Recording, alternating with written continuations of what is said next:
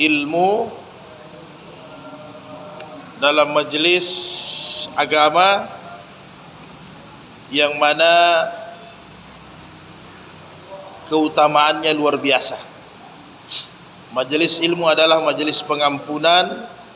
Majelis ilmu adalah majelis yang akan mengangkat derajat kita nanti di surganya Allah Subhanahu wa taala. Dalam hadis-hadis sahih, man sagalahul Qur'an an zikri wa mas'alati. Jadi siapa yang sibuk dengan Al-Qur'an, sibuk dengan belajar, sibuk dengan ilmu, sampai-sampai bahkan dia kurang zikir, kemudian sampai-sampai tidak ada waktu untuk berdoa kepada aku, kata Allah dalam hadis qudsi, maka aku berikan dia lebih daripada orang yang meminta kepadaku. Jadi dengan sibuk, utamanya para penghafal-hafal Al-Quran dalam majelis-majelis ilmu, kita senantiasa sibuk dengan ilmu, sibuk dengan agama, sampai-sampai waktu kita habis. Sampai-sampai waktu kita habis tidak sempat berzikir, tidak sempat berdoa, walaupun zikir dan doa itu ibadah yang sangat tinggi di sisi Allah. Tapi inilah keutamaan ilmu. Sehingga kata Rasul dalam hadis qudsi ini, ketinggian daripada ilmu ini, kalam Allah ini, sebagaimana ketinggian Allah dengan hamba-hambanya, sebagaimana kemuliaan Allah dengan hamba-hambanya. Begitulah ilmu agama ini dibandingkan dengan ilmu-ilmu yang lain. InsyaAllah kita dapatkan semua keutamaan-keutamaan yang begitu banyak. Saudaraku yang dirahmati Allah, pada Jumat yang lalu kita sudah selesaikan hadis, bacaan hadis kita sampai hadis yang ke-788 dalam bab musakati wal ijarati, dalam bab tentang pemeliharaan, merawat, kemudian wal ijarah dalam bab sewa, menyewa. Maka pada malam hari ini kita melanjutkan ke hadis 789 dalam babul Ihya'il Mawati. Ihya'il Mawati ini kalau kita artikan dengan bahasa kita, menghidupkan. Ihya'il Mawati, menghidupkan tanah yang mati atau lokasi yang mati, kira-kira begitu, yang belum ada pemiliknya. Jadi kata-kata mati di sini menurut para ulama mazhab Imam Syafi'i, kata-kata mati di sini adalah tanpa pemilik. Nah, mungkin hari ini susah kita dapat tanah-tanah seperti begini, ya, karena karena memang kalau waktu di zaman Nabi tanah-tanah begini masih banyak. Ya, kira-kira di Palu tahun 80-an, daerah STQ dengan STQ-nya ke atas lagi, ini sudah berapa lapis? 1 lapis, 2 lapis, 3 lapis. Itu bahkan tanah tidak ada harganya, Mas. Jadi siapa saja yang mau ambil silahkan, karena model tanah saja orang tidak bergairah, karena pasti butuh, untuk usahakan air butuh 100 sampai 200 meter ke bawah. Tapi itulah waktu berjalan, hampir tidak ada lokasi sampai di ujung sana tidak ada pemiliknya, hampir semua ada pemilik. Tetapi tetap kita baca karena ada hal-hal yang, paling tidak ada hal-hal yang berkenaan tentang ini. Contoh-contohnya,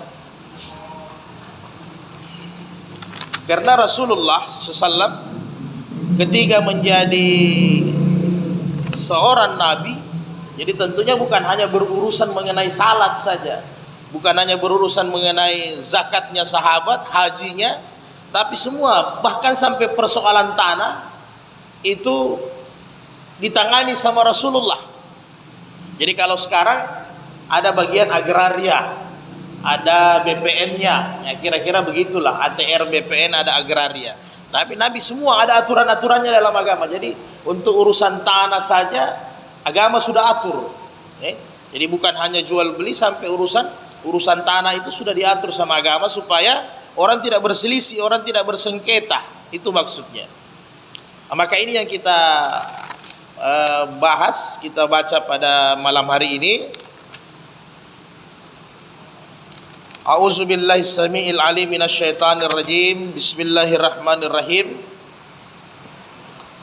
An Urwata an Aisyah radhiyallahu anha, dari Urwah dari Aisyah, anna Nabi sallallahu alaihi wasallam gal, bahwa Nabi sallallahu alaihi wasallam berkata,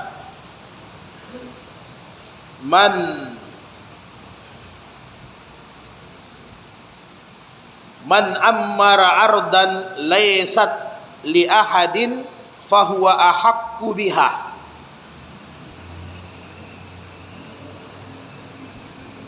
Wa qala Urwa wa kada bihi Umaru fi hilafatihi, rawahu Bukhari. Jadi dari Urwah bahwa Nabi sampaikan, man ammara ardan, barang siapa yang jadi ammara ini kalau bahasanya memakmurkan, tapi ammara berarti kita ambil menghidupkan. Nah, kira-kira begitu ya. Jadi barang siapa yang buka, menghidupkan satu lokasi, satu tanah, laysat li ahadin, maka tanah itu belum ada pemiliknya. Jadi itu syaratnya. Jadi tanah itu belum ada pemiliknya, maka fahuwa ahaqqu biha. Maka orang yang pertama kali membuka itu, maka dialah yang berhak sebagai pemiliknya. Ya. Jadi kalau dulu ini ya tahun 80-an atau 70-an masih hutan lah kalau Palu. Jadi masih bebas tanah. Jadi tidak boleh tentunya kita membuka, menggarap, menanami tanam yang sudah ada orangnya. Nah, jadi lalu kan sudah dibahas harus minta izin, tidak boleh asal-asal masuk saja. Biarpun kita hanya mau tanam benih di situ, jadi tempat benih nanti kita pindahkan, tidak bisa, tetap harus izin sama yang punya. Jadi kecuali ada memang betul-betul tanah yang sekarang ya kalau modelnya mungkin tinggal di hutan yang belum digarap, tapi sekarang ini kan negara sudah berdiri bagus. Jadi semua tanah dan apa yang ada di dalamnya, air dikuasai oleh negara, ya kan, kira-kira begitu. Hanya biasa yang modelnya ada HGU, hak guna usaha, ada juga HGB, guna bangunan, hak pakai. Nah, jadi tapi hampir semua tanah sekarang ini punya pemilik, negara. Di zaman Nabi juga begitu. Jadi ketika Rasul menjadi Nabi, ya kan, sekaligus beliau seorang pemimpin yang mengatur kurang lebih waktu itu di Hijaz sepertiga, Arab itu dikuasai semua, sebelum nanti menyebar sampai Umar 2/3 dunia dikuasai. Itu memang bukan hanya sosok sebagai Nabi, tetapi mengatur semua ini. Jadi apalagi di waktu zaman Nabi ini masih banyak lahan-lahan yang kosong, tentunya kan. Masih banyak lahan-lahan yang kosong. Jadi Nabi datang juga membereskan ini masalah. Ada wahyu, ada yang disampaikan dari Allah bahwa begini aturan-aturan tentang tanah itu, supaya tidak terjadi persengketaan. Ya seperti kita lah kalau sekarang. Jadi siapa tanah yang memang tentunya yang bisa kita garap adalah yang belum ada haknya orang. Tetapi kalau sudah punya hak orang yang lalu-lalu, mau bagi hasil boleh, mau kerjasama boleh, mau ijarah sewa boleh. Jadi kalau sudah ada yang punya tentunya harus ada ijarahnya kah atau jual beli kah. Tapi kalau yang belum ada ya silahkan, tidak apa-apa. Jadi jangan juga asal-asal buka, asal-asal ambil kita ya, asal-asal klaim. Apalagi kalau sekarang tanda bukti kepemilikan kan ada, ya. Kalau sekarang ini tanda bukti kepemilikan jelas. Kalau ada SHM, surat hak milik, sertifikat hak milik, ya berarti dia yang punya, kan begitu. Jadi kadang sedangkan sudah ada bukti sertifikat, kadang orang masih berselisih di pengadilan, ya, masih berselisih Pak. Nah ini bahayanya, apalagi kalau tidak ada bukti kepemilikan.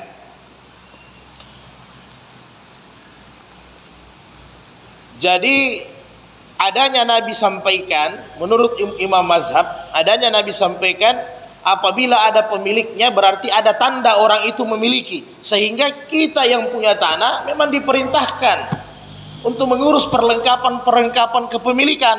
Jangan dibiarkan. Ya samalah motor kan, berarti kita punya BPKB kendaraan motor atau mobil, begitu juga rumah. Jadi jangan dibiarkan untuk tidak diurus. Jadi sunnah itu urus. Jadi kita biasa anggap sepele, padahal mengurus kepemilikan harta benda kita itu mendatangkan pahala, bukan sia-sia. Jadi jangan nanti kita bilang nanti baca Quran baru dapat pahala. Kenapa? Karena kita menghindari adanya konflik, menghindari adanya perselisihan, adanya permusuhan.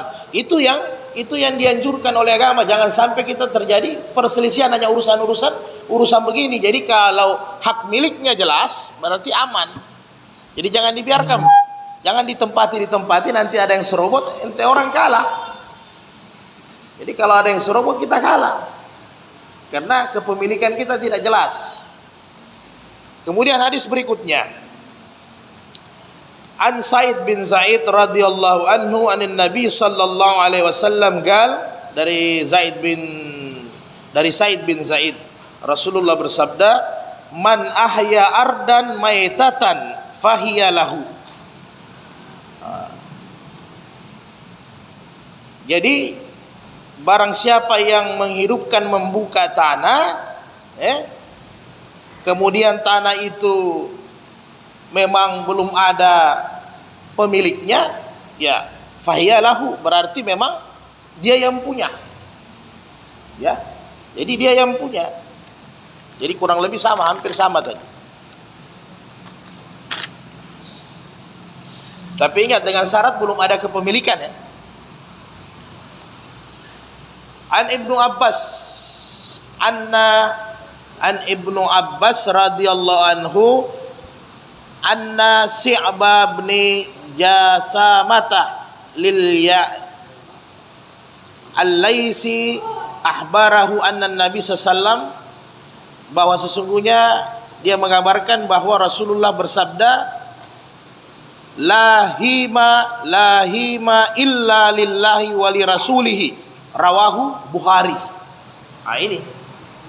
Jadi dari Ibnu Abbas tadi bahwa Nabi bersabda tidak ada pembatasan tanah illa kecuali lillahi wali rasuli, kecuali miliknya Allah dan Rasulnya. Pembatasan tanah itu kalau bahasa sekarang apa ya? Lindung ya. Tanah-tanah lindung yang dilindungi negara. Kalau bahasa sekarang. Jadi ada dua penafsiran ulama mazhab Imam Syafi'i. Jadi setelah tentunya Rasulullah sudah tidak ada, berarti yang berkuasa, yang memimpin. Ya kalau skop kita di negara kita berarti seorang presiden yang mengatur. Berarti tidak ada pembatasan. Tanah-tanah ini sudah diatur sama, yang atur adalah pemerintah. Makanya ada tanah-tanah yang modelnya hutang lindung, ya kan begitu. Ya memang tidak bisa digarap. Yang model-model lindung ini kan tidak bisa digarap karena dia apa? Dia sebagai paru-paru bumi lah begitu kira-kira ya. Kemudian jangan sampai dia digarap nanti mempengaruhi air, banjir dan sebagainya, batu-batu besar dan sebagainya. Jadi ada beberapa itu hutan-hutan lindung dilindungi oleh negara. Karena Nabi sudah tidak ada, tentunya pemimpin kita yang berkuasa atas itu. Dan memang cenderung kalau kita di Indonesia bukan hanya di hukum pertanahan, di hukum pidana dan sebagainya, memang banyak menyadur juga dari aturan-aturan agama. Pada dasarnya banyak menyadur dari aturan-aturan agama. Jadi termasuk itu. Hutan lindung itu bukan kita punya kuasa. Jadi jangan seenaknya saja kita tebang baru kita tanami, akhirnya longsor, akhirnya banjir. Tidak boleh, itu jadi dosa itu, Pak. Dosa karena kita mencelakakan orang. Kenapa dilindungi sama negara, sama yang berwenang? Karena berbahaya. Ya, jangan sampai digarap, ini bisa berbahaya untuk banyak orang. Jadi janganlah. Jadi jangan kita nekat kalau memang itu dilindungi, kemudian karena kita tertarik dengan kayunya, kita usaha kayu, tertarik dengan bantalannya, akhirnya kita tebang hutan sembarangan, ya dosa, Pak. Jadi hasilnya juga jadi riba kan? Karena mencelakakan orang. Jadi tetap ini urusan muamalah, riba ini baku bawa terus nanti sampai selesai bab muamalah. Jadi sesuatu yang tidak beres kita buat itu riba. Yang tidak beres, yang mencelakakan orang, yang menipu orang, riba itu. Jadi hasilnya juga tidak berkah. Demikian juga kalau Rasulullah SAW masih dari riwayat yang sama Ibnu Abbas, ini betul, la darara wala dirara. Ini hadis populer ini, ya. Rawahu Ahmad Ibnu Majah. Jadi la darar, jangan mencelakakan Jangan mencelakakan diri, jangan juga mencelakakan orang. Jadi ini darar, ini hadis la darara wala dirara, Imam Syafi'i khusus, Imam Syafi'i. Ini Imam Syafi'i dengan hadis ini dia banyak menggunakan ini hadis sehingga muncul kaidah-kaidah usul, keputusan-keputusan hukum dalam usul fikih. Ratusan ini dari hadis ini banyak Imam Syafi'i ambil kaidah-kaidah usul dari permasalahan-permasalahan fikih. Nah, jadi ulama mazhab telah sepakat bahwa maksud dari jangan mencelakakan, jangan juga membalas, ya, kira-kira begitu ya. Yang pertama, tidak boleh kita saling membahayakan. Jadi kalau ada sudah sesuatu yang saling membahayakan, itu tidak boleh, Pak. Jadi semua aspek ini, tapi ini kita lebih spesifik kepada urusan tanah kan. Jadi kalau rasa-rasa ini tanah sudah ada pemiliknya, jangan digarap. Atau kalau kita memang punya tanah, kemudian jangan kita sengaja buangan hujannya kita buang di tanahnya orang. Iya kan? Kita mau enak saja. Makanya harus diatur, pemerintah ada namanya selokan, jalan air dan sebagainya. Karena jangan sampai berselisih. Yang kedua, kata ulama mazhab, tidak boleh membalas keburukan juga. Jadi begitupun sebaliknya. Jadi dalam kehidupan ini, baik urusan tanah maupun dalam kehidupan lain, kadang memang orang buat buruk sama kita, tapi sebaiknya jangan dibalas. Walaupun ada ayat yang lalu sudah kita bahas ya, bahwa apabila kita dikasih keburukan, minimal kita balas dengan yang setimpal, jangan berlebihan. Tetapi kata Allah, kalau sabar jauh lebih mulia. Kemudian tidak boleh membahayakan orang dengan mengurangi haknya. Nah, ini utamanya dalam jual beli terpakai juga. Ya, urusan-urusan garar. Jadi jangan. Kemudian sesuatu dengan membahayakan orang lain ya. Kemudian ini sebenarnya banyak. Jadi kalau Imam Syafi'i bahkan ambil kaidah-kaidah ini orang-orang hukum seperti dipakai di dalil jangan bakar jangan kalau tidur malam jangan sampai lampu ada menyala. Kalau dulu kan bukan ini kan, bukan neon. Kalau dulu lilin atau lampu apalah, nanti berbahaya, rumah Anda terbakar, nanti orang punya rumah juga terbakar. Nah, begitu juga yang lain-lain, selokan airnya dikasih bagus supaya selokan airnya tidak masuk di tempat orang. Begitu juga kalau Anda bangun rumah, pancuran airnya dikasih bagus. Jangan bangun sengnya dikasih pas, baru buangannya di tanahnya orang. Ini Anda bahalul, ini membahayakan orang. Jadi kalau memang pas ukuran tanah dengan atap, taruh tempat pembuangan air. Jangan main sembarang kan. Nah, itu pun harus minta izin bagus-bagus. Apalagi kalau kita bangun langsung batas. Karena ada orang bangun rumah, dia punya dinding rumah langsung batas tanah. Ini dia bukan bikin dulu pagar, dia langsung batas tanah supaya irit kan.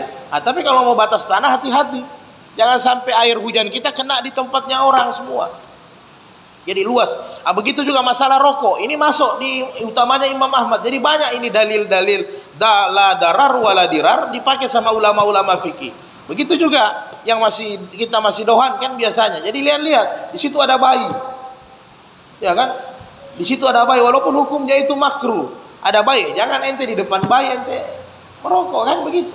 Anda bahayakan diri Anda ya oke lah. Walaupun sebenarnya Nabi tidak boleh Anda membakar Anda punya diri, tapi jangan bahayakan juga orang. Jadi jauh-jauhlah sedikit kalau belum kan begitu. Jadi ada juga orang karena di tempat umum. Di situ sudah jelas no smoking umpama kan begitu. Dia hantam juga di tempat umum. Nah, ini kan membahayakan orang. Nah, begitu juga yang lain. Kita punya kendaraan, parkirannya kasih bagus, jangan sembarangan. Bisa-bisa membahayakan orang punya parkiran. Nah, kita juga mau parkir kalau apalagi kalau jadi pakai otak yang normal lah sebenarnya, Pak. Jangan semaunya, mau enak sendiri, tidak begitu hidup. Jadi pakai otak. Jadi kalau kita saja tidak mau dikasih susah, kita tidak mau dikasih sulit, kita tidak mau dirugikan, orang lain juga begitu. Jadi itu saja, itu simple hidup sebenarnya. Biar tidak banyak ayat dihafal, tidak banyak hadis dihafal, tidak apa-apa. Yang penting otak dipakai lurus. Ya, itu. Karena kadang orang baca juga hafal ayat, hafal hadis, sembayangnya luar biasa, tapi otaknya kadang tidak lurus, Pak. Iya, maunya senang saja, maunya yang senang-senang saja, jangan. Artinya intinya kalau oke, Anda tidak suka dirugikan, jangan rugikan orang lain. Banyak yang begitu. Dia pagar kebunnya, dia pagar full dia.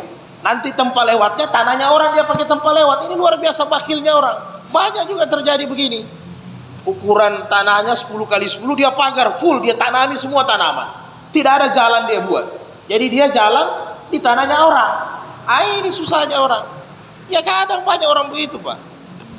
Dia tidak mau rugi, tapi dia mau rugikan orang lain. Jadi diatur semua supaya Anda tidak rugikan orang lain. Ya. Apalagi kalau bangun rumah, yang baru bangun rumah apa, janganlah langsung tanah batas dipakai dengan tembok rumah. Buatlah pagar supaya enak, ya kan begitu. Tidak usah terlalu takut. Jadi la darar wala dirar begitu banyak tentunya. Intinya jangan bahayakan dirimu, jangan bahayakan orang. Itu saja. Jadi kira-kira saja, agama bilang jangan bahayakan diri, jangan bahayakan orang. Atau minimal kalau ente mau bonyo, ente saja, jangan kasih bonyo orang. Kan begitu kan? Nah, paling tidak begitu. Nah, jadi kira-kira begitu ya. Ya banyak ini, Pak ya. Datang tamu, nasi tadi malam dikasih makan tamu, dia pakai nasi baru. Nah, jadi banyak semua. Kalau memang akhirnya tamu sakit perut, Anda saja tidak mau makan makanan sisa, kenapa tamu dikasih makanan sisa? Jadi banyak bentuk-bentuk kehidupan ini. Jadi tidak mutlak hanya urusan tanah, Pak. Jadi kalau Anda juga tidak mau yang dingin, jangan kasih orang yang dingin.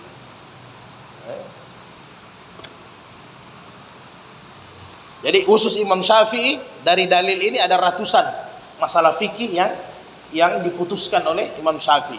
Urusan ini dalil. Kemudian An Samurah bin Jundabin radhiyallahu anhu taala qala Rasulullah sallallahu alaihi wasallam man akhata haitan ala ardi fahiya lahu. Jadi barang siapa yang membuka tanah baru, ya memang tanah itu belum ada kepemilikan orang, kemudian dia sudah batasi itu tanah, sudah dia tanda itu tanah, fahiya lahu, berarti itu sudah tanahnya. Jadi membatasi ini tanah, penjabarannya di ulama mazhab tentunya seperti tadi, bukan hanya patok satu, ya patok, kita taruh patok besi kah, kita pondasi kah, ujung-ujung batas tanahnya silahkan dipagar kah, tetapi batas tanah yang paling utama hak kepemilikan diurus suratnya. Karena kehidupan sekarang ini surat, Pak. Bapak cerita di pengadilan nenek moyang tidak diterima. Kalah Bapak. Walaupun Bapak dizalimi kan? Ya, walaupun dizalimi. Sebenarnya tanah itu belum transaksi jual beli. Ya kan begitu. Itu masih tanah saya. Hanya kebetulan Mas buat surat atas tanah itu. Mas ada sertifikat, maka saya tuntut, masuklah di pengadilan. Mas bawa bukti sertifikat, saya bawa bukti cerita, ya kan begitu. Oh ini dulu kuda saya minum di sini, nenek saya punya kuda. Kemudian dulu biasa di sini ditanam pisang, di sini begini. Selesai, saya kalah, Pak. Mas pasti menang, karena kepemilikannya secara hukum yang sah, beliau betul, ya kan begitu. Walaupun barangkali saya dizalimi, tapi itu urusan lain. Jadi tolong yang tidak ada suratnya disuratkan, ya. Sekarang biar mau beli emas ada sertifikatnya, ya kan begitu. Mau beli batangan ada sertifikatnya. Jadi bukan hanya barang-barang apa saja, semua ada sertifikatnya. Karena sertifikat itulah sebagai hak kepemilikan Anda, ya kan. Kalau beli LM logam mulia, ya, jadi kalau hilang ada yang jual, ada sertifikatnya, Anda bisa klaim bahwa itu milik Anda karena ada nomor-nomornya di dalam, kan begitu. Begitu juga tanah, Pak, ada batas-batasnya. Jadi silakan dibatasi, jangan tidak dibatasi tanah-tanahnya. Ini mencegah apa? Mencegah yang pembahasan-pembahasan lalu. Jangan sampai tidak dibatasi tanahnya, akhirnya orang ambil 1 jengkal. Yang tadinya ini tanah persegi 4 bagus, terakhir jadi belah ketupat. Ya Mas. Terakhir jadi belah ketupat ini tanah. Padahal waktu orang tua kita bilang, nenek-nenek bilang ini persegi panjang, ini bujur sangkar lah. Terakhir so jadi belah ketupat, jadi elips. Nah, kayak begitu. Jadi dilengkapi lah. Kemudian jangan sampai orang mencuri ya. Lalu kan kita sudah bahas bagaimana dosanya. 1 jengkal saja, ya kan? Ente pikul itu nanti jadi kalung di hari kemudian. Belum dosa-dosa dipikul, tanah itu sudah luar biasa beratnya Pak. Bagaimana setiap tahun? Karena sekarang ini orang bahlul Mas, ya kan? Jadi kalau Anda tidak pondasi, sedangkan besi, kalau hanya besi bisa orang cabut, kasih pindah. Ya kecuali barangkali pondasi agak sulit. Tiap tahun lari 0,5 meter. Baru orang kalau ambil dia pintar, dia tidak langsung ambil langsung, dia ambil di ujung sana dulu 0,5 meter, 1 meter. Tahun depan dia bagi di sini 1 meter, jadi lurus. Tahun depan dia bagi di ujung. Jadi yang punya tanah kan tidak tahu, karena yang punya tanah jarang lihat tanah belakang kan. Salah, oh aman. Nah, ini. Jadi begitu. Jadi jangan nanti jadi Zionis kita. Tanahnya orang diambil Mas ya. Ya betul. Hati-hati. Ya, itu lebih parah lagi itu. Ya, itu lebih parah lagi ya. Lebih parah lagi itu. Jadi dibatasi tanah, Jadi perintah Nabi batasi tanah. An Abdullah bin Mughaffalin anna Nabi sallallahu alaihi wasallam kal man hafara bi'ran. Jadi barang siapa yang hafara bi'ran, bikin sumur, bikin mata air ya, bikin mata air. Ini di zaman Nabi. Falau arba'una zira'an. Zira'an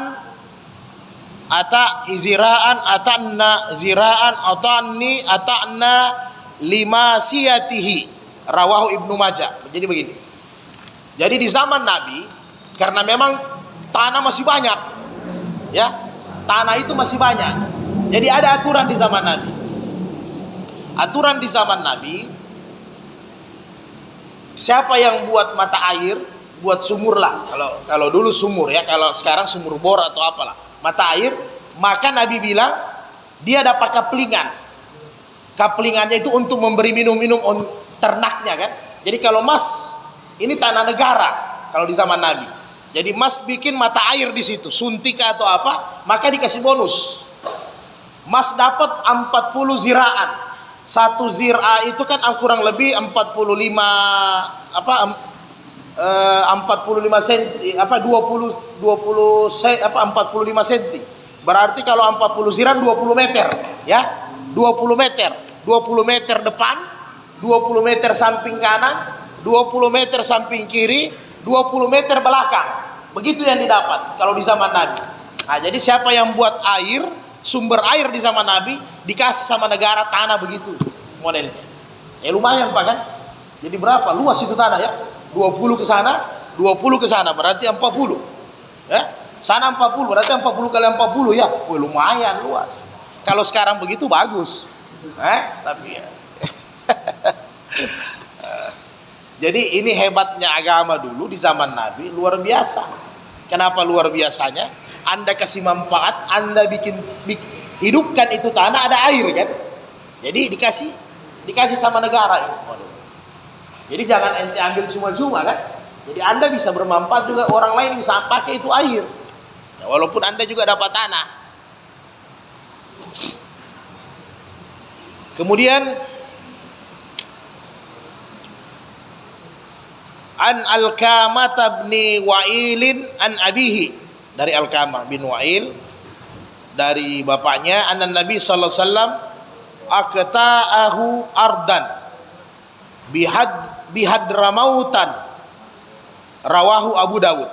Jadi ada satu sahabat Wa'il, dia dikasih sama Nabi tanah di Hadramaut. Wih lumayan. Ini kekuasaannya Nabi waktu itu sudah luar biasa Pak. Hadramaut di mana? Hadramaut Yaman.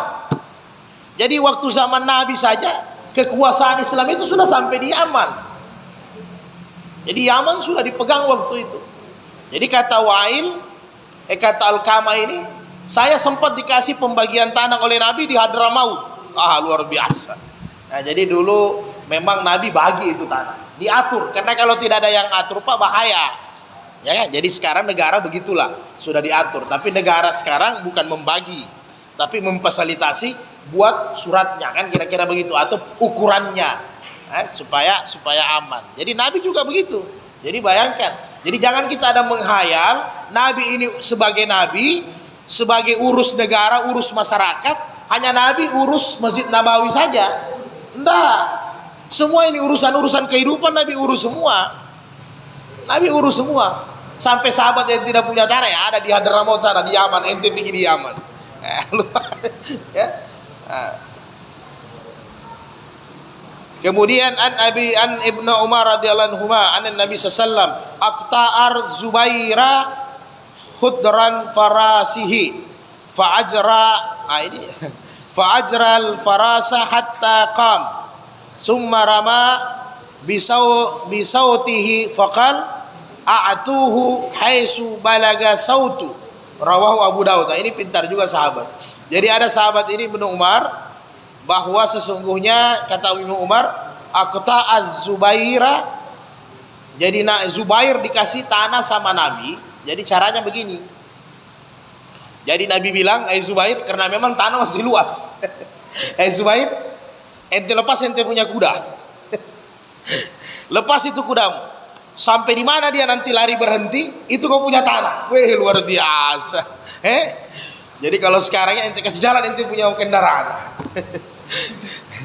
Jadi Zubair dia lepas ini tanah kudanya, larilah ini kuda. Terakhir kuda ini sudah mau berhenti, dia ambil cambuknya. Ini yang lucunya. Jadi dia ambil cambuknya, jadi hatta kam summa rama bisautihi. Setelah itu dia sudah mau berhenti ini kuda, sudah mau berhenti, cambuknya tadi apalah cambuk atau apalah ya.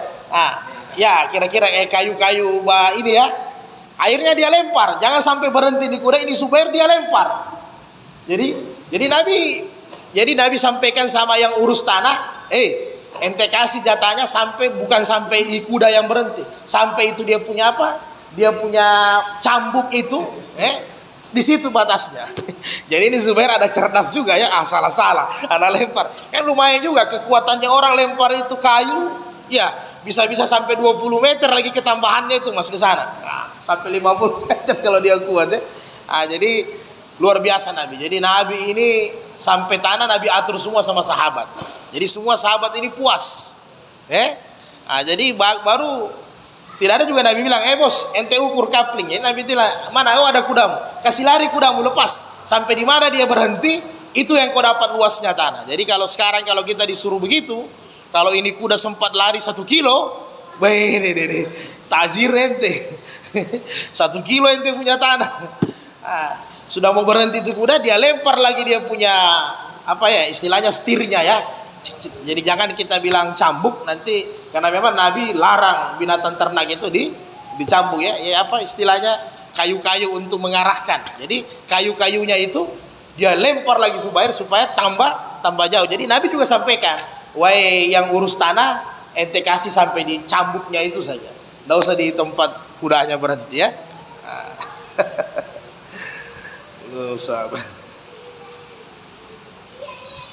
Kemudian an rajul min sahabati radhiyallahu anhu, satu sahabat juga yang tidak dikenal namanya bercerita, gazautu ma'an Nabi sallallahu, saya juga pernah ikut berperang sama Nabi.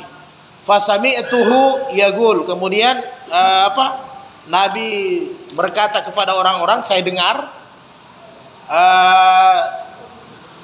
annasu suraka'u fi salasatin, bahwa kita manusia ini boleh saling serikat, saling bantu membantu dengan tiga perkara yang lalu kita sudah bahas, yaitu fil kalai,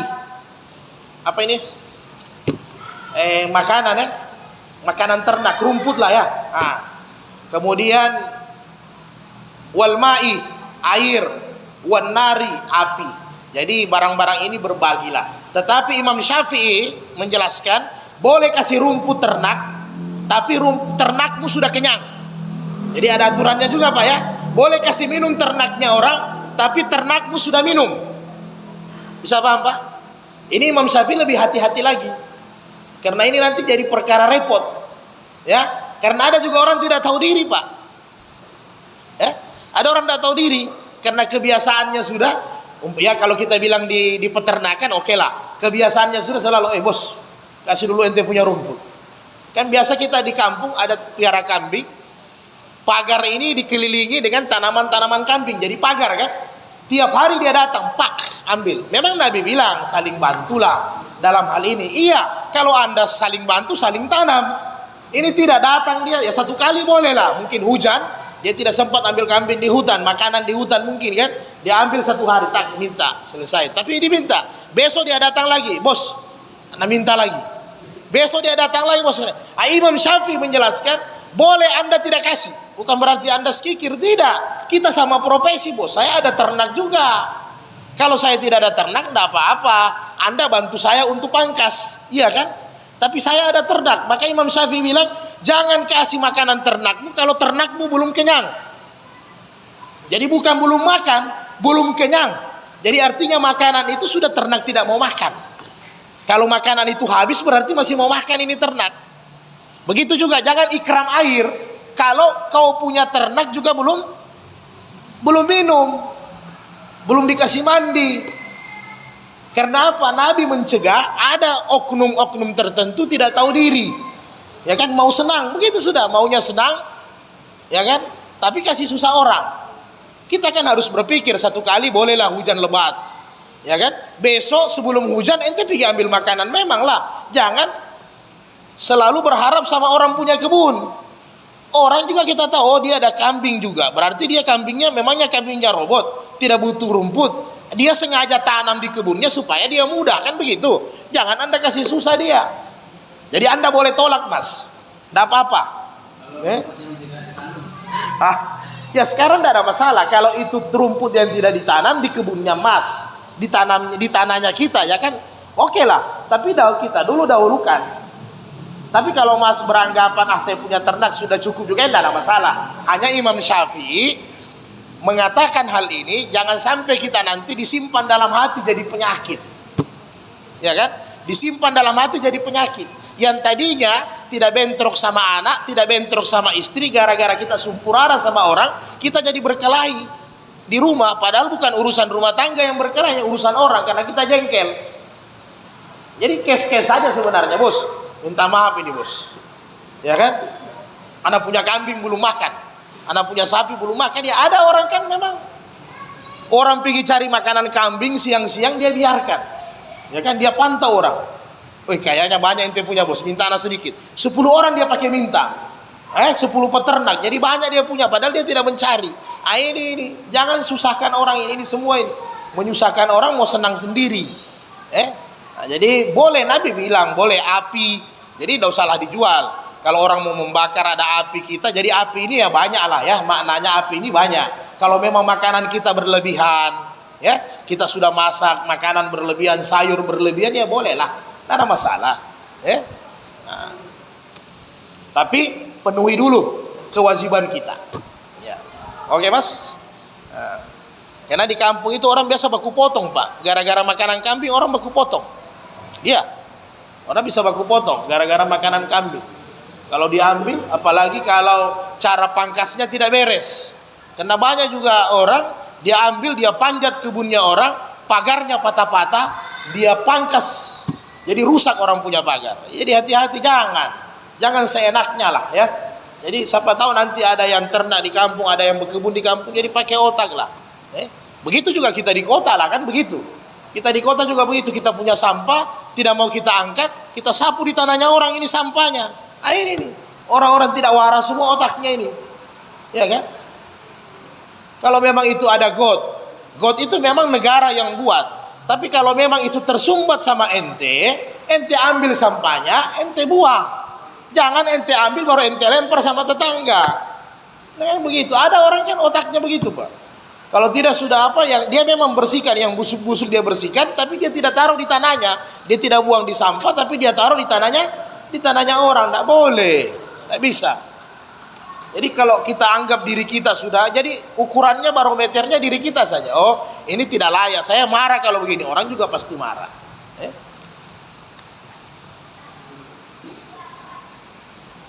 Nah, itu juga orang sering berkelahi kalau di kota itu ya pancuran air, hati-hati. Ya Pak, sering berkelahi itu orang pancuran air. Karena saya sendiri juga rasakan itu barang. Jadi hanya gara-gara pancuran air orang bisa buku sapu itu berselisih. Iya. 1 hari 2 hari ikhlas Pak. Tapi kalau hujan terus musim hujan, apalagi bulan Desember begini, kita lihat terus sakit kepala itu. Kurang ajar ini tetangga ini. Iya kan?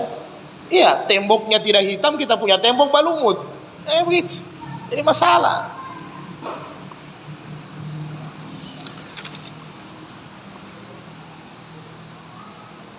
Jadi demikian. Hadis-hadis di babul ihya'il mawaid sudah selesai, ya. Ini tinggal babul wakaf. Lewat masih boleh. Ini kita ringkas-ringkas saja wakaf, karena bahasa wakaf ini sudah tidak asing di telinga kita, kan? Nah, sudah tahu, oh wakaf. Hanya kita perlu jelaskan bedanya wakaf, bedanya hibah, kan begitu ya. Jadi garis besarnya babul wakaf. An Abi Hurairah radhiyallahu anhu ta'ala, dari Abu Hurairah anna Rasulullah bahwa Rasulullah SAW bersabda, idza mata ibnu adam in qata'a anhu amaluhu illa min salasin. Apabila anak Adam meninggal maka putus semua amalnya kecuali 3 perkara. Sadaqatin jariyatin, sedekah jariah. Jadi ulama hadis mengatakan sedekah jariah ini wakaf masuk. Karena salah satu rukun wakaf tidak putus-putus. Itu maksudnya. Jadi sehingga sadaqatin jariah ini juga dimasukkan dalam wakaf. Kemudian ilmin yantafa'u bihi, ilmu yang dimanfaatkan ya. Jadi ilmu yang kita pelajari, kita amalkan, kita beritahu lagi orang, seterusnya. Khairukum man ta'allamal Qur'an wa 'allamah, begitu kira-kira. Kemudian ilmin waladin salihin yad'u lahu, rawahu Muslim. Atau anak yang saleh yang senantiasa mendoakan orang tuanya. Jadi kalau kita sudah meninggal tidak ada yang bisa kita harap Pak. Hanya 3 ini saja yang kita bisa harap. Nah, walaupun ada hadis sahih yang lain. Hadis sahih yang lain ada sumur, mata air, jalan yang kita kasih, jalan umum, ya ada beberapa juga boleh. Kemudian bangunan-bangunan yang kita kasih untuk sekolah-sekolah, tapi semua ulama hadis mengatakan semua masuk di sadaqatin jariyah semua. Baik air, baik sumur, baik jalan, semua di sadaqatin jariyah. Jadi bayangkan kita punya pahala Pak, luar biasa. Kalau umpamanya kita dapat lokasi kaplingan 1, tetangga juga 1 sini. Kaplingan. Kemudian kaplingan itu kan umpamanya ajalannya belum diatur. Luar biasa Pak. Subhanallah. Akhirnya Bapak kasih 1 meter, tetangga sebelah 1 meter, dipakai seumur hidup sama orang utamanya, itu jadi sedekah jariah luar biasa. Nah, apalagi kalau jalan ke masjid, kasih sedikit. Masjid ukurannya pas, jalannya tidak ada, Bapak buka itu jalan, subhanallah. Kala-kala ente sama yang bangun masjid itu, ya kan? Gempa bumi, bangunan rubuh, ente punya jalan masih terpakai terus. Nah, ini luar biasa. Jadi banyak-banyak, hanya ini yang kita harap. Nah, kemudian ilmu. Nah, ini ilmu apa saja, asal orang manfaatkan dengan yang bagus. Tidak harus ilmu agama tentunya kan. Jadi ilmu apa saja, ilmu batu bata, ilmu batako, ilmu cor, ilmu matematik, ilmu kimia, ilmu fisika, semua dimanfaatkan untuk kemaslahatan. Anda ajarkan, Anda seorang guru, maka itu jadi jariah Anda, ya kan begitu, jariah Anda. Kemudian anak yang saleh, sudah jelas investasi orang tua yang paling besar adalah anak yang saleh. Ya kalau anak saleh, kalau dia salah ya tidak ada juga, bikin dosa juga, sebaliknya kan begitu kan. Jadi sama saja, ya. Nah, jadi kalau anak yang saleh itu ciri-cirinya di dunia sudah ada. Tapi kalau anak yang anak di dunia sudah kasih susah orang tua, berarti susah mau saleh itu, ya kan? Apalagi kalau orang tua tidak kontrol. Jam 7 belum salat maghrib sudah pergi hublah, sudah pergi baharim atau pergi cabut dengan rajal, jalan. Orang tua lihat-lihat, itu sudah zina, Pak. Ya, pulang jam 10 bahkan lebih kita tidak kontrol. Jadi kalau sudah hidup saja, sudah begitu kondisi anak kita, apa yang kita harapkan kalau kita meninggal? Apa yang kita harapkan? Jadi yakinlah, semua ulama mengatakan bahwa apabila anak yang masih di bawah tanggungan kita belum nikah, dia buat kesalahan, dia buat dosa, dia buat perzinahan, dosanya sama kita, sama orang tua, baik bapak maupun ibu, luar biasa. Bagaimana durhakanya kita kasih dosa, transfer dosa sama orang tua, luar biasa. Ini orang tua sudah seharian banting tulang cari duit, anak pergi keluyuran, bawa harim, mabukah, minumkah, judikah, semua akhirnya apa? Coba, tidak mau capek 2 kali orang tua, mas. Sudah setengah mati 1 hari cari fulus untuk dia kasih yukul jasmaninya, tapi jasmaninya buat dosa, dosanya ke kita. Apa yang kita mau harapkan kalau kita sudah meninggal? Tidak ada lagi. Banyak-banyak sedekah jariah. Kemudian ini hadis tentang wakaf yang paling populer. Semua kitab hadis pakai ini. Ini yang kedua, bukan yang tadi, ini yang kedua yang kita bacakan. Boleh. An Ibnu Umar asaba Umar radhiyallahu anhu ardan bi Khaybara. Jadi Umar dia dapat bagian tanah di Khaybar. Jadi kan Nabi bagi-bagi itu tanah. Jadi ada juga didapat sama Umar bin Khattab. Kemudian fa'atan Nabi sallallahu alaihi wasallam yasta'miruhu fiha. Maka saya datang kepada Nabi. Saya datang kepada Nabi, kemudian ingin menjelaskan kepada Nabi tentang status ini tanah. Ya kan begitu kira-kira. Faqal, saya bertanya, ya Rasulullah, inni asabtu ardan bi Khaybaran. Saya mendapatkan bagian tanah di Khaybar. Lam usibu malakattu huwa anfasu indi minhu. Selama ini atau semua harta saya, semua tanah saya, kayaknya ini yang paling bagus. Atau bahasa lainnya apa? Selama ini saya dapat tanah, barusan tanah ini yang paling berkualitas saya dapatkan. Ini Umar bin Khattab ini, Pak. Jadi kayaknya semua tanah saya ini yang paling bagus. Kemudian dia tanya sama Nabi, jadi Nabi sampaikan, in syi'ta, jadi bagaimana ini Nabi? Ini tanah paling bagus dari semua tanah saya. Jadi Nabi sampaikan, in syi'ta habasta aslaha wa tasaddaqta biha. Jadi Nabi bilang kalau ente mau, ente wakaf, ente tahan pohonnya, ya. Kemudian sedekahkan buahnya, hasilnya. Jadi kalau ente mau, karena ini ente bilang yang terbaik. Jadi Nabi kalau orang yang kualitas imannya bagus, Nabi kasih. Begitu Nabi memang. Tapi kalau Nabi lihat imannya abu-abu, ya Nabi kasih kendor-kendor sedikit. Itu Nabi luar biasa. Jadi kalau iman-iman sepotong, Nabi bilang ya jangan. Ya, kasih anakmu, kasih istrimu. Tapi kalau model Umar ini, ya memang Nabi tidak kendor, karena dia bilang ini, ya Nabi bilang kalau begitu wakafkan. Wakafkan, tahan tanahnya, olah bagus, suruh olah pohonnya, hasilnya kau sedekahkan. Maka kata Umar, fatasaddaqa biha. Maka apa yang Nabi kasih contoh, saya laksanakan, saya wakafkan, saya sedekahkan. Annahu la, jadi kata-kata wakaf kita pakai ya. Annahu la yuba'u asluha.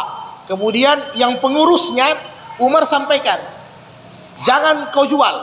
Karena itu salah satu, jadi semua ulama mazhab salah satu rukun wakaf jangan berterusan, tidak boleh dijual. Jadi jangan dijual kata Umar. Kemudian wala yu'rasu, jangan diwarisi. Jadi kalau saya meninggal, kata Umar, itu yang saya kasih sama ente, kalau datang anak saya tidak ada hak. Ya kan? Tidak ada hak anak saya. Karena saya sudah wakafkan. Jadi wakaf itu, kalau yang wakafkan orang tuanya sudah meninggal, datang anaknya mau nuntut, tidak boleh, Pak. Tidak boleh. Ya makanya kembali ke persoalan tadi, surat menyuratnya dikasih bagus supaya aman. Ya. Kemudian wala yuhabu, tidak boleh dikasih hadiah. Maksudnya begini, ini sudah masuk di Baitul Mal wakaf, ya kan? Kemudian pengurus wakaf ini karena ada orang yang populer, ada orang yang top, dia mau kasih hadiah. Ini tanah wakaf, tidak boleh Pak. Tidak boleh dijual, tidak boleh dikasih warisan, tidak boleh dikasih hadiah. Diperuntukkan untuk yang lain. Nah, ini hati-hati. Utamanya masjid-masjid di luar masjid pemerintah ya. Makanya dibereskan semua status-status masjid itu. Jangan sampai masih bersertifikat hak milik pribadi. Kalau memang masjid ya lain lah, kalau masjid-masjid pemerintah aman. Ya, masjid-masjid yang masyarakat punya ya. Kemudian fatasaddaqa bihal fil fuqara. Maka ini petunjuknya Nabi yang diikuti sama Umar. Umar sampaikan sama orang yang urus wakaf. Jadi nanti hasilnya, buahnya kau sedekahkan sama orang fakir, orang yang tidak punya pekerjaan. Kemudian wafil kurba. Kemudian orang-orang dekat, ya, orang-orang dekat. Jadi dekat ini tafsirannya banyak. Kalau Imam Syafi'i, ya dahulukan orang-orang yang bertakwa. Itu orang-orang yang dekat dari kalian, jemaah masjid, yang sama-sama sholat. Jadi tidak usah dibawa sedekahnya, dibawa pergi di Makassar. Lain kalau sifatnya bencana, emergensi. Ente bawa ke Makassar, sedangkan ente punya sahib ada di sini. Jadi jangan jauh-jauh. Sahib juga boleh juga bahasa bos, tidak usah jauh-jauh, anak saja bos. Jadi kata Umar kerabat, wafir riqab. Ini kan dulu masih ada antara budak dengan orang merdeka, kan dulu masih ada. Wafi sabilillah, di jalan Allah. Jadi sama seperti di At-Taubah ayat 60 ya, pembagian zakat. Wafi sabilillah, wa ibnu sabil. Jadi fi sabilillah ini tafsirannya Imam Syafi'i kan banyak ya. Apalagi yang sudah mutakhirin ini ya banyak. Yang sampai kepada imam, yang guru-guru mengaji, selain orang yang berjuang fi sabilillah. Jadi itu semua perjuangan orang-orang yang orang mengajar, guru-guru agama. Kemudian wa ibnu sabil ini orang yang perjalanan kemudian kehabisan tiket, kehabisan ini bukan kehabisan HP Pak ya, bukan kehabisan pulsa ya, kehabisan makanan, kehabisan ongkos pulang. Jangan juga berlebihan bos, aduh anak punya TV tidak ada sana, anak punya ini, itu tidak bisa. Kemudian wadaif untuk tamu, ini boleh untuk tamu.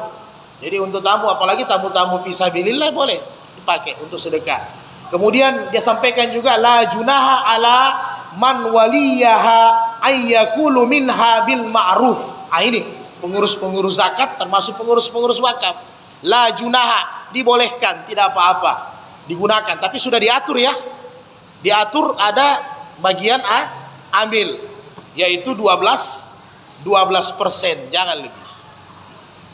Jadi di sini Umar punya nasihat, la junaha ala man waliyaha ayyakula minha bil ma'ruf, sesuai dengan kebutuhannya, yang ma'ruf lah, yang masuk akal. Ya kan? Jangan pengurus pakai pergi beli mobil. Wah, kelebihan itu.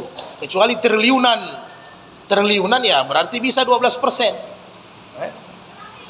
Yang ma'ruf. Kemudian wayuta'ima sadikan gaira mutamawwalin malan. Jadi sadikan ini apa? Sahabat karib. Sahabat sekali, ya, sahabat kental. Kalau di Arab itu sadik itu sahabat kental, bukan sahib. Kalau kita di Indonesia sahib kan. Kalau di sana sadik, sahabat yang paling kental. Boleh kita kasih kalau sahabat itu memang hartanya kurang. Dia masuk dalam kategori miskin, bukan fuqara, jadi boleh kita kasih. Kemudian wa fi riwayatil Bukhari tasaddaqa bi asliha, disedekahkan hasilnya, la yuba'u wa la yuhabu, tidak dijual beli, tidak dikasih hadiah, walakin yunfaku samaruhu. Jadi buahnya boleh disedekahkan. Jadi ini wakaf tuan-tuan, Jadi wakaf ini seluruhnya. Jadi kalau bukan seluruhnya bukan wakaf. Jadi bedakan sedekah. Jadi umpamanya tiba-tiba, jadi wakaf ini sesuatu yang tidak putus, bisa bermanfaat. Ya seperti sekarang Utsman bin Affan. Utsman bin Affan itu wakafnya sampai sekarang ada, bahkan triliunan. Ya, karena dari kebun korma diolah, inilah yang menggaji hampir 2000 pekerja-pekerja di Masjidil Haram. Di Masjidil Haram itu kurang lebih 1000 sekian pekerja, 1800 sekian. Itu digaji dari wakafnya Utsman bin Affan sampai sekarang. Begitu juga menggaji imam-imam yang ada di Masjidil Haram, kurang lebih 12 orang. Satu orang itu gajinya luar biasa, sampai 150 juta. Itu masih wakafnya Utsman bin Affan. Taslim 150 juta. Jadi sampai sekarang itu masih wakafnya Utsman bin Affan. Jadi wakaf ini tidak putus, itu maksudnya wakaf. Jadi kalau sekarang tiba-tiba datang orang sama kita, Abah, saya mau wakafkan ini kue, betul tidak Mas? Tidak bisa, karena ini barang habis.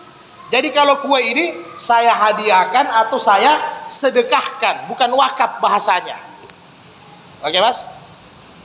Abah, ini ada Mas Joko 10 porsi saya mau wakafkan. Nah boleh, itu sedekah. Ya, sedekah. Jadi masih ada nanti syarat-syarat wakaf. Nanti Jumat depan kita bahas, karena saya takutnya nanti ada yang terlewatkan. Syarat-syarat wakaf ini penting sekali, apalagi wakaf ini ada hubungannya dengan keluarga yang mewakafkan, ada hubungannya dengan nazir, pengelola wakaf. Ini juga harus beres otaknya. Ya, jadi orang wakaf harus ikhlas. Jadi wakaf ini tidak ada sepotong-sepotong. Ini bisa, Mas, saya ada tanah 10 kali 10, saya mau wakafkan 5 kali 5, enggak. Wakaf itu seperti Abu Bakar, halas. Ya, jadi yang ada sedekah boleh, silakan. Jadi kalau bahas wakaf hati-hati. Jadi nanti Jumat depan kita lebih bahas, karena ada hubungannya dengan pengelola wakaf. Jangan sampai dijual, jangan sampai tidak dimanfaatkan. Kemudian ada juga hubungannya dengan keluarga yang mewakafkan. Jangan sampai nanti diwariskan. Nah, itu yang kita takuti. Jumat depan kita akan bahas lagi. Kemudian dibahas di bab menghidupkan tanah tadi, menghidupkan tanah yang kosong. Jadi ketika zaman Umar, ada tadi saya baca sudah, saya lupa terjemahkan. Di zaman Umar bin Khattab, di zaman Nabi belum, karena lokasi masih banyak, tanah kosong, masih milik negara masih banyak. Tapi di zaman Umar bin Khattab sudah ada ketetapan aturan. Tanah seseorang, kalau Ustadz Hamka punya tanah 1 hektar, ya kan? Sudah Ustadz Hamka pagar, sudah dipagar, bahkan sudah dipondasi, sudah ada batasnya. Umar bin Khattab cek, dikontrol terus sama Umar bin Khattab. Jadi Umar pimpinan Nabi dengan khalifah-khalifah dulu, bukan hanya orang sembahyang yang dia kontrol, sampai yang punya tanah. Jadi di zaman Umar, kalau ada tanah 3 tahun tidak dijamak, tidak diolah, tidak digarap selama 3 tahun, maka tanah itu boleh diambil alih sama orang lain. Itu aturannya Umar bin Khattab. Dan ini diiyakan sama Imam Syafi'i. Jadi Imam Syafi'i bilang, Imam Syafi'i pakai landasan ini. Jadi jangan sampai ada tanah-tanah yang bisa dimanfaatkan orang, kita tidak manfaatkan. Inilah kata Nabi, siapa menghidupkan tanah yang kosong, maka pahalanya besar. Ya kan begitu. Jadi di zaman Umar Pak jelas. Jadi umpamanya kalau hidup di zaman Umar, Hamka punya tanah 1 hektar 3 tahun dia tidak urus, tiba-tiba saya masuk, Hamka protes, maka menghadap sama khalifah, maka khalifah benarkan saya. Setelah dicek bukti-bukti, oh betul ada pagar, tapi 3 tahun anda tidak olah, maka itu dikasih sama orang. Makanya kalau di zaman Nabi simple, Nabi sampaikan dalam hadis-hadis Sahih Muslim, apabila ada tanah kalian yang kalian tidak mampu untuk garap, ya kan, yang kalian tidak mampu untuk garap kata Nabi, maka berikan sama saudaramu. Jangan diijarah, jangan dikontrak, tidak usah disewa. Berikan saja, karena anda tidak mampu untuk olah, atau minimal pakai sistem mudarabah atau serikat bagi hasil, boleh, ya kan? Anda siapkan bibitnya atau bagaimana kesepakatannya, tidak ada masalah, asal jangan tanah itu tidak digarap, tanah kosong. Jadi artinya Pak begini, sebenarnya bukan dosa, tapi bisa-bisa kita dapat dosa. Kalau anda punya tanah tidak digarap, dibiarkan bertahun-tahun, tidak dimanfaatkan, itu bisa-bisa kita kena dosa sebenarnya. Jadi kalau tidak, memang tanah belum digarap, kasih orang lain saja dulu garap. Ya, karena sekarang ini susah juga. Kita mau main ambil, mas punya 3 tahun tidak digarap, saya langsung ambil, kan repot karena ada sertifikat. Kalau ke pengadilan pasti saya kalah. Nah, tapi kasih saja sama orang untuk garam, nanti buat perjanjian. Apabila saya butuhkan, maka saya ambil kembali kalau saya sudah membutuhkan, daripada tanah itu jadi sia-sia. Kalau Anda tidak mampu, wakafkan. Ya, nanti Jumat depan kita bahas wakaf. Alhamdulillah selesai. Tidak ada masalah tanah kosong, aman. Oke.